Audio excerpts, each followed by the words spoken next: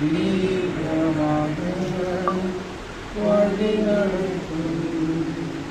காரிருளில் நடக்கையிலே தீர்க்கமாக வழி நடத்தும். எங்கள் கண்மலையும் எங்கள் மீட்பருமாகிய கர்த்தாவே, எங்கள் இருதயத்தின் தியானமும் என் வாயின் வார்த்தைகளும் உங்களுடைய சமூகத்தில் என்றும் நிலைத்திருப்பதாக ஆகும். இந்த அருமையான மதிய வேளையிலும் உங்களை சந்திப்பதிலே மகிழ்ச்சி. தேவன் தந்த இந்த நல்ல ஈவுக்காக அவருக்கு நான் நன்றி சொல்கிறேன். பிரபாகரன் அறிமுகப்படுத்தியது போல இந்த கூடுகை ஒரு மிக சாதாரணமாக தொடங்கிய கூடுகை தான்.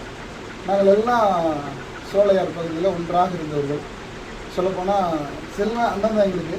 ஆனால் இப்போ வரைக்கும் செல்வன் தான் கூப்பிடுவோம். அந்த மாதிரி ஒரு அன்பு அது.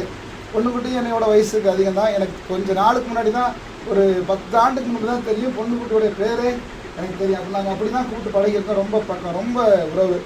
அதே மாதிரி அத்தை, மாமா இது வரைக்கும் அப்படியே தான் கடைசி வரைக்கும் நாங்கள் கூப்பிடுற பழக்கம் எங்களுக்கு. அடிக்கடி நாங்கள் தொலைபேசியில் பேசிக்கும் போதெல்லாம் அந்த அன்பை நாங்கள் எப்பவுமே நினைவு கூறுவோம்.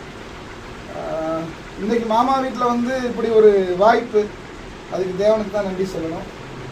கடவுள் நம்மை இந்த சத்தியத்தினோடு நடத்துகிறாரா பார்க்கலாம்.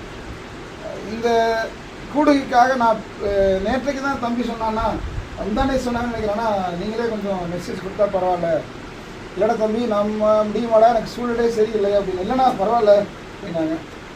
அப்போ எதை பற்றி நான் செய்தி கொடுக்கலாம் அப்படி யோசிக்கும் போது, சாட்சியின் வாழ்க்கை இதை பற்றி நம்ம கொஞ்சம் பேசலாமே அப்படின்னு நினச்சி. சாட்சினா என்ன அப்படின்னு கேட்டால் நிறைய பதில் நம்ம சொல்லுவோம். ஏன்னா ரொம்ப சிறு வயதுலேருந்தே சாட்சி அப்படிங்கிறது நமக்கு தெரிஞ்சது தான். எதையாவது ஒன்று நடந்துச்சுன்னா அதற்காக சாட்சி